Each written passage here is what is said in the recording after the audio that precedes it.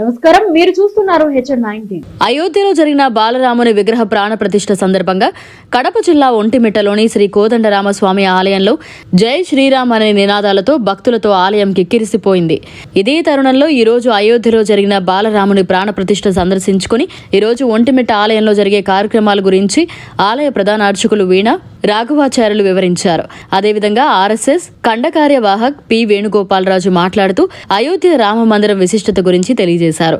ఈ కార్యక్రమానికి ఒంటిమిట్ట మండల చుట్టుపక్కల గ్రామాల ప్రజలు భారీగా తరలివచ్చారు.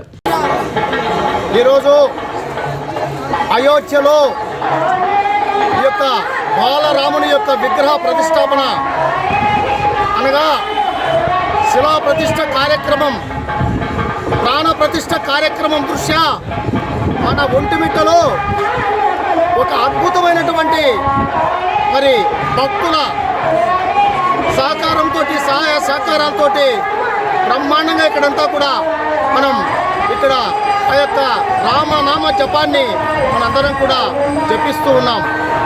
ఇవాళ 500 సంవత్సరాల చరిత్రను ఇవాళ మనం తిరగరాసి ఆ రోజు ఏదైతే మన యొక్క రామ మందిరాన్ని కూల్చబడిందో ఆనాటి నుంచి ఇప్పటికీ కూడా మనందరం కూడా సంయమనం పాటించి 500 సంవత్సరాల కళను సాకారం చేసుకున్నాం. ఈరోజు ఇవాళ భారత ప్రభుత్వంచే కావచ్చు, కోర్టులు కావచ్చు, అనేక మంది మత పెద్దల సహకారంతో ఈ దేశంలో 500 సంవత్సరాల మన చిరకాల స్వప్నం ఏదైతే ఉందో రామ మందిర నిర్మాణం ఇవాళ దిగ్విజయంగా పూర్తి చేసుకున్నాం.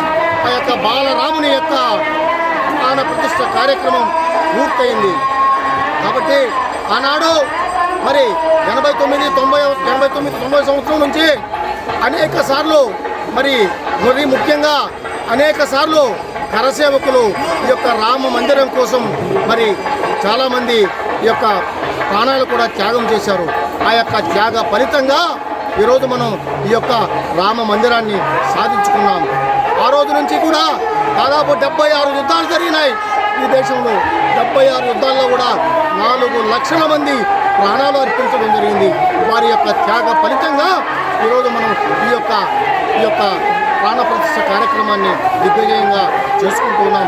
అదే రకంగా మనందరం కూడా ఆలోచన చేస్తే ఈ దేశంలో హిందువుల అనైక్యత కారణంగా ఏదైతే ఆ రోజున ఆ యొక్క రామ మందిరాన్ని మనం పోగొట్టుకున్నామో ఈరోజు అదే హిందువుల ఐక్యత కారణంగా ఇవాళ మనం ఈ యొక్క రామ మందిరాన్ని పూర్తి చేసుకుని ఆ యొక్క బాలరాముని యొక్క ప్రాణ ప్రతిష్ఠ విగ్రహ ప్రతిష్టాపన కార్యక్రమం కూడా భారత ప్రభుత్వంచే ఈనాడు అదే రకంగా శ్రీరామ జన్మభూమి తీర్థ క్షేత్ర ట్రస్ట్ పేరుతో దిగ్విజయంగా మనందరం కూడా సాధించుకున్నాం. కాబట్టి ఇలాంటి మహత్తరమైనటువంటి కార్యాన్ని ఇవాళ మనం చూస్తున్నాం. కానీ ఆనాడు ఎవరు చూడనటువంటి విషయాన్ని ఇవాళ మన తరంలో ఇవాళ బాబర్ పేరుతో ఏదైతే ఉందో ఆ యొక్క దాన్ని నేలమట్టం చేయడం జరిగింది. అది మసీదు కానే కాదు, అది ఓన్లీ ఆకారం. కాబట్టి ఈరోజు మనందరం కూడా ఆ యొక్క కార్యాన్ని పూర్తి చేసుకున్నాం. కాబట్టి మనందరం కూడా సంతోషంగా యొక్క కార్యక్రమంలో మనందరం కూడా పాత్రలు అయినందులకు మనందరం కూడా ధన్యులం. జై శ్రీరామ్, జై శ్రీరామ్, జై శ్రీరామ్. ఓం నమో వెంకటేశాయ.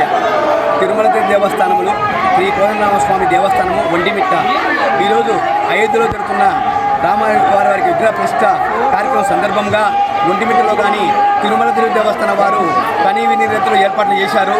దాంట్లో భాగంగా ఇక్కడ స్క్రీన్ మీద లైవ్ ప్రోగ్రాం ఏర్పాటు చేయడమే కాకుండా అన్నమాచార కీర్తనలు, హరికథలు, బుర్రకథలు అయితేనేమి, తర్వాత వచ్చిన భక్తులందరికీ అన్న ప్రసాదం ఏర్పాటు చేశారన్నమాట. అద్భుతంగా ఏర్పాటు చేశారు. లైట్లు డెకరేషన్ ఏర్పాటు చేశారు. ఈ దేవస్థానం వారు ఈ ప్రత్యేక శ్రద్ధ వహించి అద్భుతంగా ఇక్కడ ఏర్పాటు చేశారు. దేవస్థానం తండోపతనాలుగా భక్తులు ఇచ్చేశారు. కలకల ఆడుతూ అద్భుతంగా ఉంది. కీలైలను ఏర్పాటు చేశారు. అద్భుతంగా జరుగుతూ ఉంది ఈ కార్యక్రమాలన్నీ. ఇక్కడ చూస్తే నిజంగా ఒక బ్రహ్మోత్సవంలాగా కనబడుతూ ఉంది. ఇక్కడ విశేషము తిరుమల దేవస్థానం అన్ని ఏర్పాట్లు బాగా చేయడం జరిగింది. తర్వాత అయోధ్యలో రాములవారి యొక్క ప్రతిష్ట అనేది సకల ప్రపంచానికి ఒక ఆనందదాయకం ఉందన్నమాట. ఎందుకంటే ఇది రాములవారి యొక్క ఆదర్శ యొక్క మూర్తి, మనకు జీవన విధానానికి అని రాములవారి విశేషాన్ని ప్రపంచంలో అన్ని కులాల వారు అన్ని మతాల వారు స్వీకరిస్తూ ఆ భగవంతుని ఆ శ్రీరామ నిర్వాన్ని కొనియాడుతూ భజనలు చేసుకుంటూ ఆ యొక్క ఆనంద జ్వాలకాలంలో అవి వీక్షిస్తున్నారు లైవ్లో కానీ. అది విశేషం. ఓం నమో నారాయణ.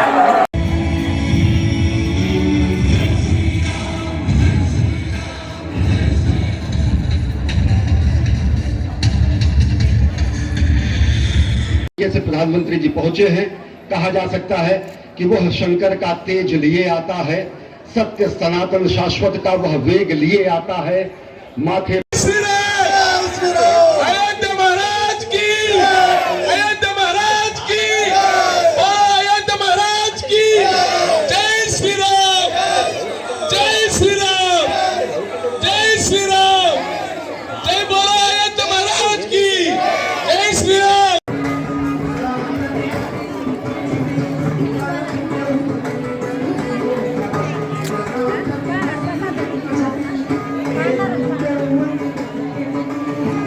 మరిన్ని అప్డేట్స్ కోసం మన HN9 టీవీ ఛానల్ని సబ్స్క్రైబ్ చేసుకోండి.